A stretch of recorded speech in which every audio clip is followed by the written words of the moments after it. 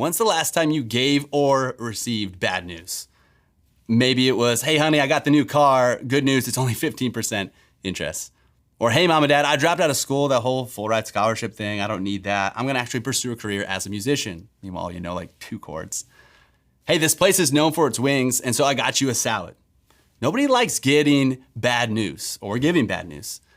And maybe in this situation, the verse we're looking at today, for Jesus' disciples, it felt like they were getting bad news, at least up front.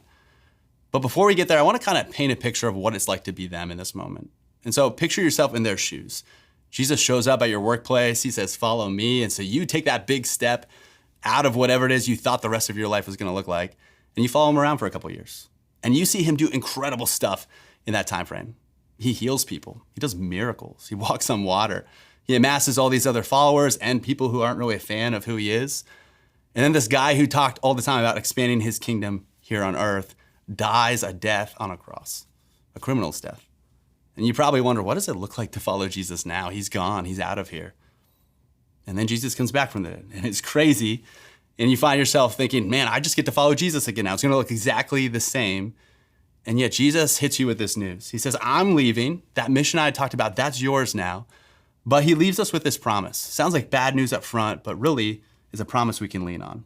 This is Matthew chapter 28, verse 20. It says, teach these new disciples to obey all the commands I have given you. And be sure of this, I'm with you always, even to the end of the age. So Jesus being with us isn't dependent on him physically being with us. He talks about being with us always. It's a promise we can lean on. But probably like his disciples, you've got an area of your life where it feels like Jesus has left. It feels like he's exited the situation. Maybe it's something you've been praying for years and you just haven't seen God move in that way. Maybe it's the negativity at your work. Maybe it's every single time you turn on the news and see a headline that reminds us that we live in a broken and fallen world. Sometimes it feels like Jesus has left, but he is always with us and always working on our behalf, even in ways we can't see.